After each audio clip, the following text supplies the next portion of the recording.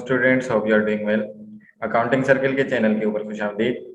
Student, जैसा कि आपको मालूम है कि हमारा रेशो एनालिसिस का चैप्टर चल रहा था और उसके अंदर हमने इसके तमाम रेशोज की जो टाइप्स हैं उसके ऊपर थ्योरी बेस्ड डिस्कशन की थी और आज से हम इसके कंप्यूटेशनल क्वेश्चन स्टार्ट करने वाले हैं।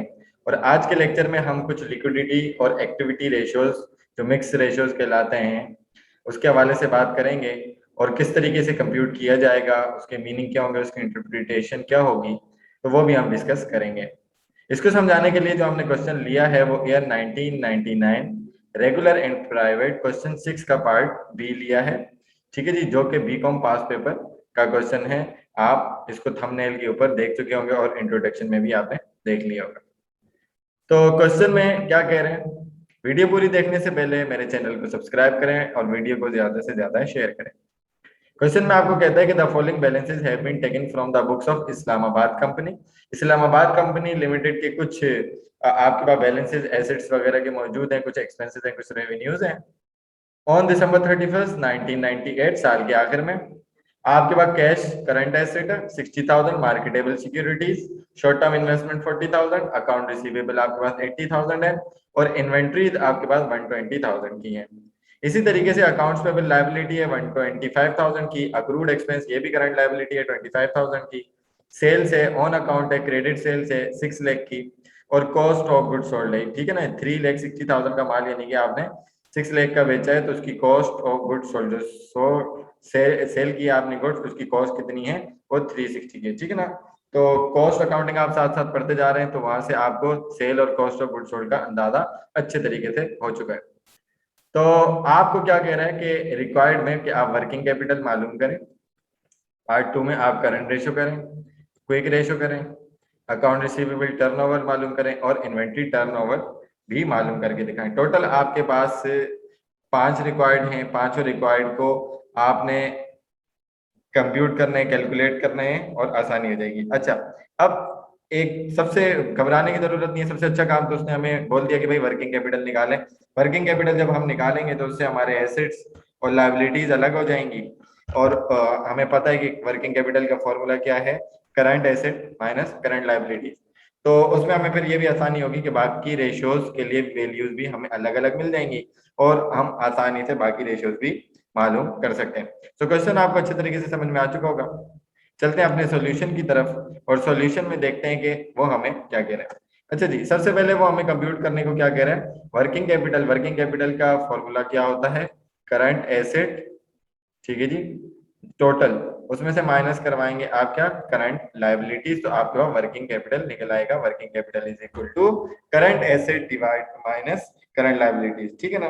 तो वर्किंग कैपिटल का मतलब क्या होता है, वर्किंग कैपिटल का मतलब होता है वो कैपिटल बिजनेस का जो कि यूज किया जाता है उसकी day to day trading operations के लिए, ठीक है ना।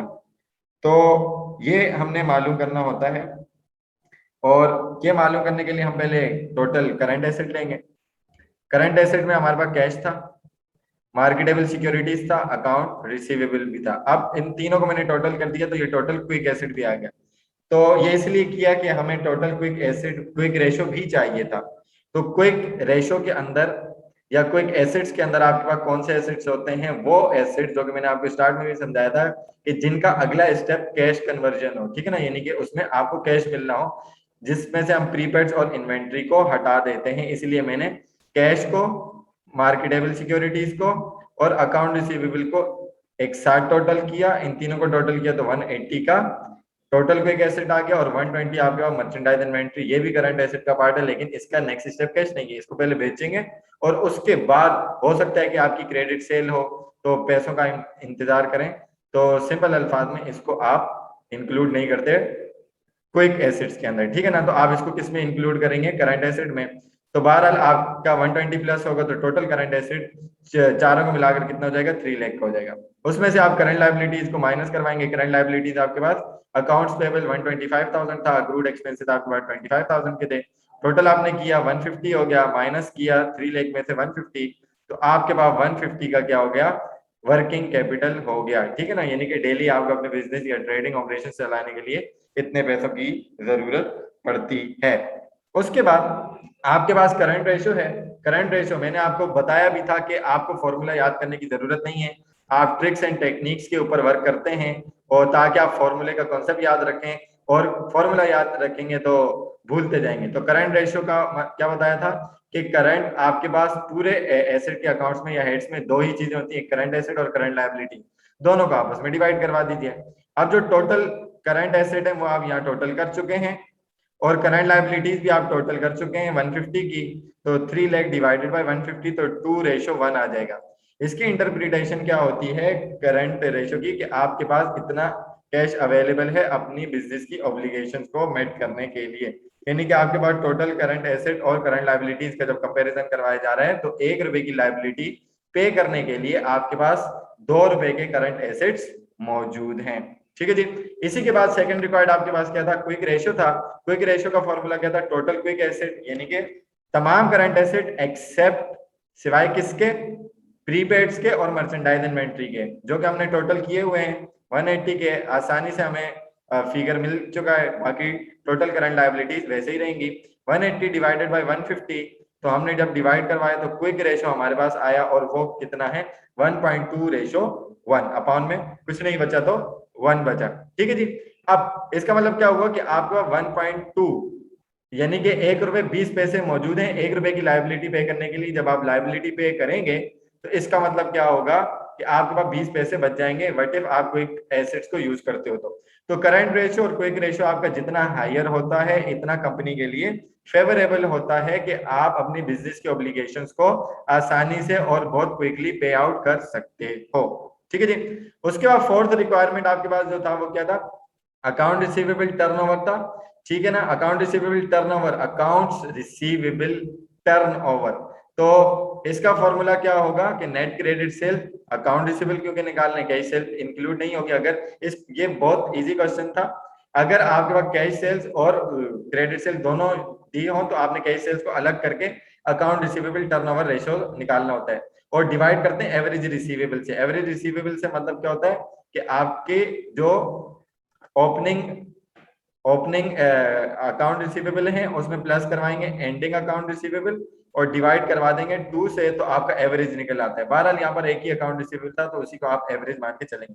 नेट क्रेडिट सेल्स आपके पास कितनी है, 6 लाख की गिवन थी, 80,000 रुपए का आपके पास क्या है रिसीवेबल।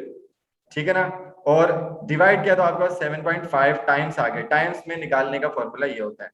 अच्छा, अगर इसको हम डेज में कन्वर्ट करना चाहें, जब आप account receivable turnover in days निकालेंगे तो आपके पास टोटल डेज कितने होते हैं 365 डेज, उसको रिसीवेबल टर्नओवर इन डेज जो आया है उससे आप डिवाइड करवा देंगे।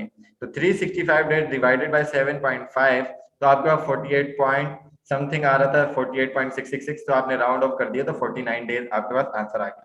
Now account receivable turnover ratio आपको बताता है कि अकाउंट रिसीवेबल टर्नओवर रेशियो आपको बताता ये है कि आप या कंपनी कितने डेज के अंदर अपने कस्टमर से कलेक्शन कर सकता है। ठीक है जी। और ये जितना हाई होगा, ठीक है ना, तो इसका मतलब क्या होगा कि कंपनी जो है उसके पास ऐसे कस्टमर मौजूद हैं कि जो कि बहुत जल्दी पेमेंट करने के एबिलिटी रखते हैं। ठीक है ना, तो ये बेसिकली आपकी कलेक्शन टाइम पीरियड को बता रहा होता है। तो यहाँ पर जो आंसर आया वो 49 डेज है, यानी कि आप जो माल बेचते हो वो तकरीबन 49 डेज के अंदर उसकी कलेक्शन आपको कवर हो जाती है। फिफ्थ आपके पास जो रेशियो पूछा हुआ था वो इन्वेंट्री टर्नओवर रेशियो पूछा हुआ था। इन्वेंट्री टर्नओवर इन टाइम्स निकालेंगे तो इन्वेंट्री का ताल्लुक होता है कॉस्ट से, cost of goods sold divided by average inventory. Average inventory account receivable average जो आपको बताया उसी तरीके से निकलेगा, opening plus ending divided by 2, लेकिन यहाँ पर एवरेज इन्वेंट्री एक ही गिवन थी। तो कॉस्ट आपकी थी 3,60,000, 120 की आपकी इन्वेंट्री है, डिवाइड किया तो आपके पास इन्वेंट्री टर्नओवर आया 3 टाइम्स। अब जब हम इसको डेज में निकालेंगे तो 365 days divided by ITO in times जो कि 3 निकला, डिवाइड करवाया तो 122 आया। आपके पास इन्वेंट्री टर्नओवर जो हो रहा है वो 122 दिन का आ रहा है। ठीक है ना। अब इन्वेंट्री टर्नओवर बताता क्या, इन्वेंट्री टर्नओवर बताता है कि जो कंपनी है या जो बिजनेस है वो कितने टाइम पीरियड में अपनी इन्वेंट्री को सोल्ड आउट कर देता है। आपका रेशो इन्वेंट्री टर्नओवर का जितना ज्यादा होगा तो उसका मतलब ये होगा कि आपकी सेल ज्यादा हो रही है और आपकी इन्वेंट्री जो इनसफिशिएंट है, ठीक है ना, सेल जल्दी हो रही है और इन्वेंट्री रुक ही नहीं रही। लेकिन अगर ये लो है तो इसका मतलब ये होगा कि आपकी जो इन्वेंट्री है वो ओवर स्टॉकिंग हो रही है उसकी, ठीक है ना, यानी कि कम सोल्ड आउट हो रही है, इन्वेंट्री आपकी बच रही है। तो ये बेसिकली आपकी इन्वेंट्री की एफिशिएंसी को बता रहा होता है कि कितने टाइम पीरियड में ये सोल्ड आउट हो जाती है। सो आई होप कि ये लेक्चर आपको अच्छे तरीके से समझ में आ चुका होगा। ये क्वेश्चन और इस तरीके के बाकी क्वेश्चन आप अच्छे तरीके से कर सकते हैं। अगर इसमें कोई कंफ्यूजन होती है तो आप कमेंट सेक्शन में क्वेश्चन करके पूछ सकते हैं।